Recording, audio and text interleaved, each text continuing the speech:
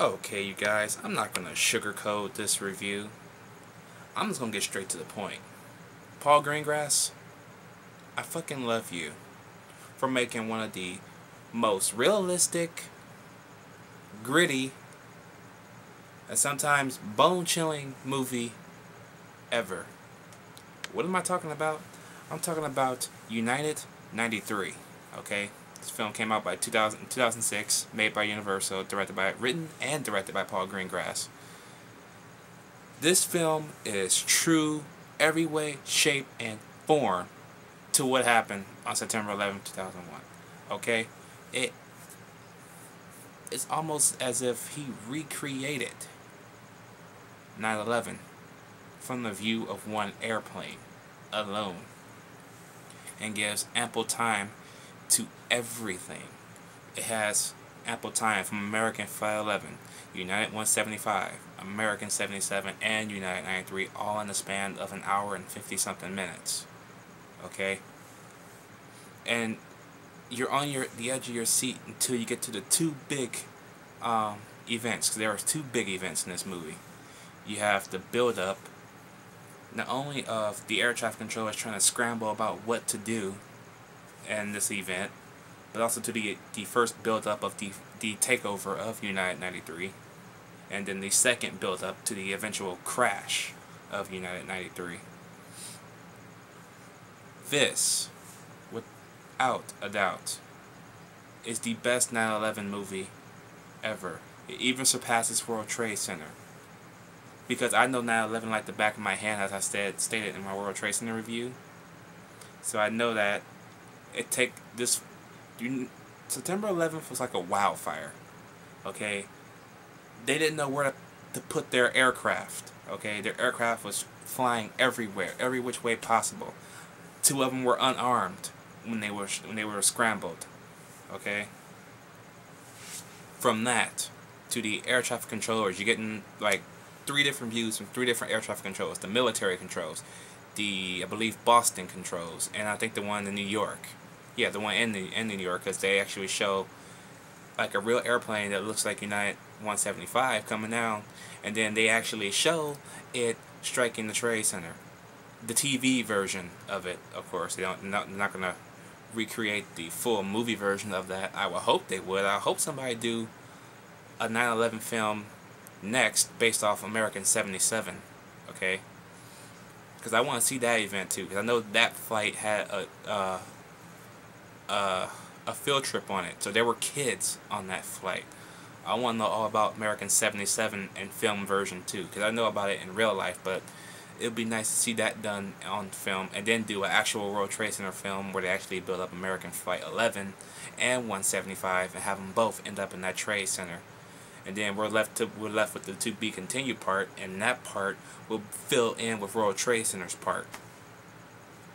I want to see this done. I want to see the entire 9/11 movies done. And I love the way Paul Greengrass went with this movie. He casted mainly unknown people as the real life people. I wish the route World Trade Center would have gone, but it was Oliver Stone, so yeah. For a cast of unknown people, their acting was phenomenal. Fucking phenomenal. Okay? There was nothing wrong with this movie. Okay? Paul Greengrass knows how to do drama, and especially action, especially from the Bourne films. But he really shows his chops in this drama section. I mean, man, half the times this movie gives me goosebumps. Half the time just watching it, especially when 175 actually strikes the Trade Center, I always get some goosebumps every time I see that. I have 9/11 as a playlist from the entire 2.5 to almost 3 hour ordeal. Okay, I have to go back there and see if anybody's removed a couple of videos so I can put those new videos back in there. But I don't know what else I can say about this movie, man. Everybody should watch this movie. The only movie I saw in theaters was World Trade Center. I missed this one mainly because it was R-rated. So I had just I was 19, so I was legally able to see this movie, but I couldn't see it without a parent because of how I looked back in 2006. I did look a little young. But that's why I ended up missing this in theaters, and I ended up buying it when it came out on DVD. I now own the Blu-ray of this movie, and yes, without a doubt, okay,